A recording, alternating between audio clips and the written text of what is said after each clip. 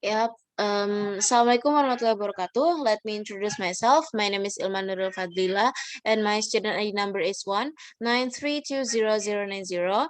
And now I would like to present the topics about the comparison of social relation between American and Indonesian. And this is related to the social interaction between American and Indonesian with their neighbor. So in this presentation, I would like to explain 5 subtopics. The first is introduction, and the second is the characteristic of American and Indonesian, and the third is social interaction American with the neighbor, and the fourth is social interaction Indonesian with the neighbor, and the last is conclusion. So let's move to the introduction. In social science, a social relation or social interactions refers to a relationship between two, three, or more individuals or a social group. And also social relations means a relation between living organisms, especially between people. So social relation takes as its focus the relationships between people and their social world. It assumes that people are engaged in and shaped by multiple relationships, events, and influences. Human experience and behavior is therefore explored not only by taking a range of social and physiological factors into account, but also important by paying close attention to the meaning and interpretation that people attach to their diverse experiences.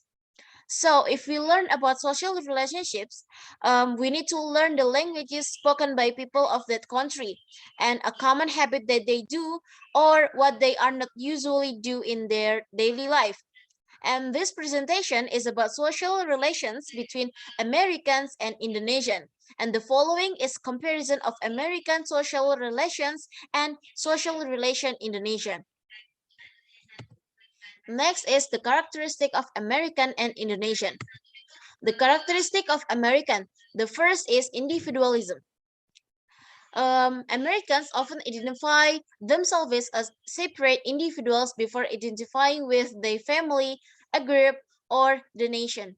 And the American children are often taught that understanding and relying on oneself is crucial to success in adult life.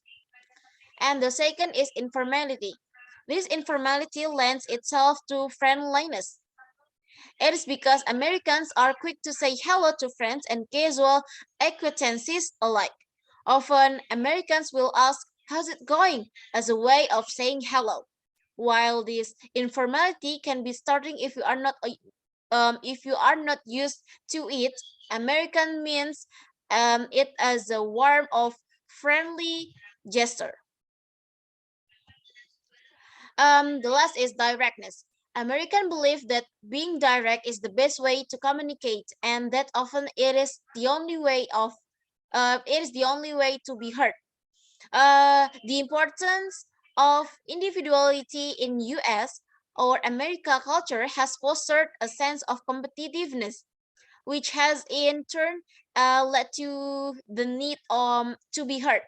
Americans are not shy about defending their opinions, and then honesty and openness are valued, and being direct is often seen as a way to resolve conflicts and misunderstandings. The next is the characteristic of Indonesian.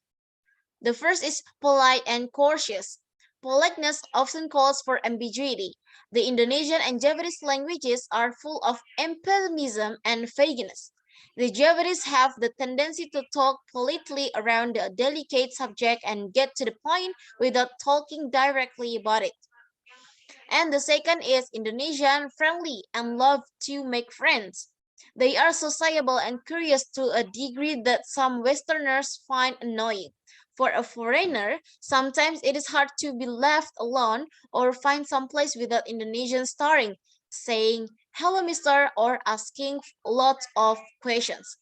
And the last is tolerate. Living in society shaped by diversity between devout Muslim and liberal ones, between Muslim and Christians, between modernists and traditionalists, between Java and the other island, and between the various ethnic groups.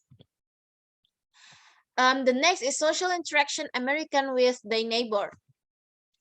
In 2018, the Pew Research Centers conducted a poll that looked into a variety of areas community life in the United States, including neighborly interactions.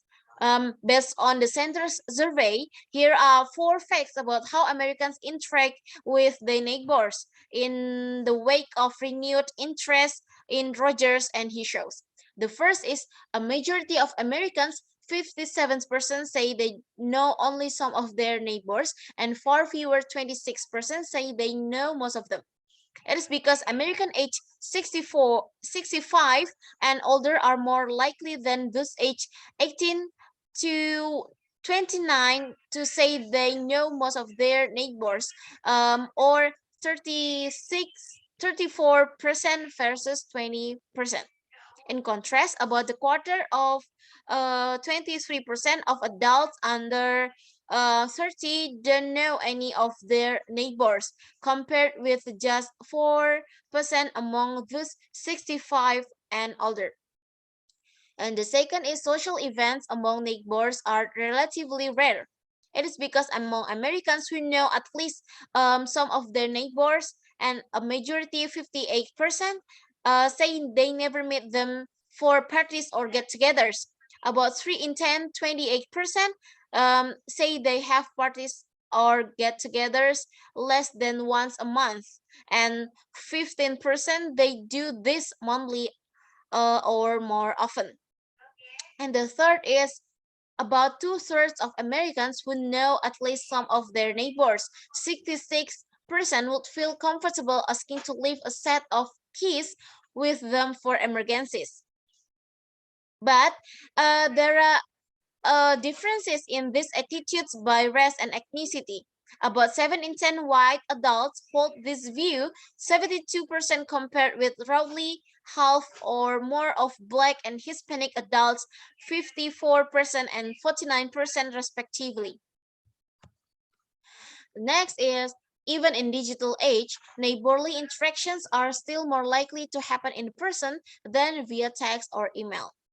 It is because Americans who know at least some of their neighbors are more than twice as likely to say they have to face-to-face conversation with them several times a week, or 20%, than over the phone or by email or text message is just 7% per each. Next is social interaction in Indonesian with their neighbor. The first is neighborhood gathering.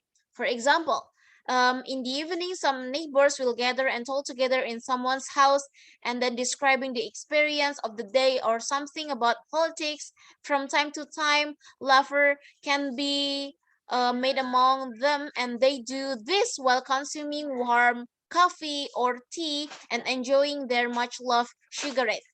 This kind of communal activity usually resides in villages, while in urban areas, people mainly mind their own business as tomorrow each of them has to work again. And the second is people in the rural area like to have communal living, that is living together in one big house.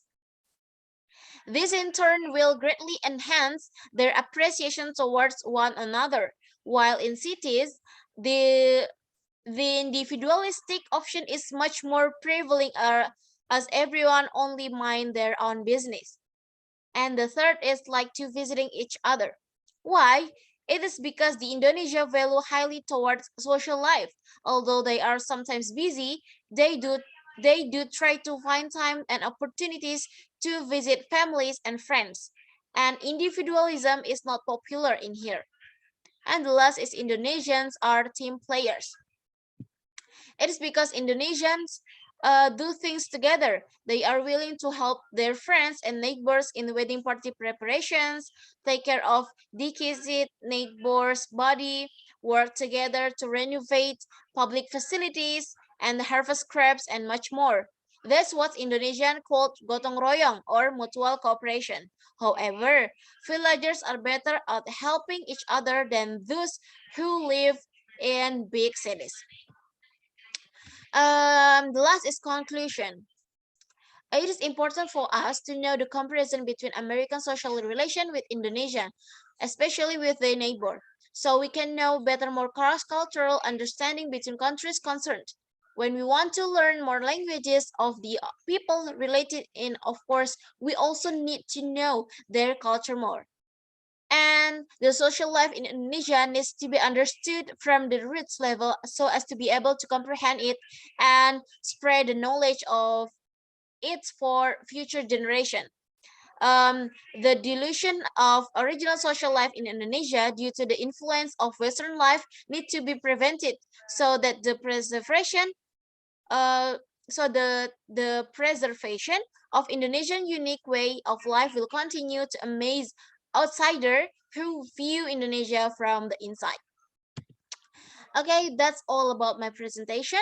Thank you for your nice attention. Wassalamualaikum warahmatullahi wabarakatuh.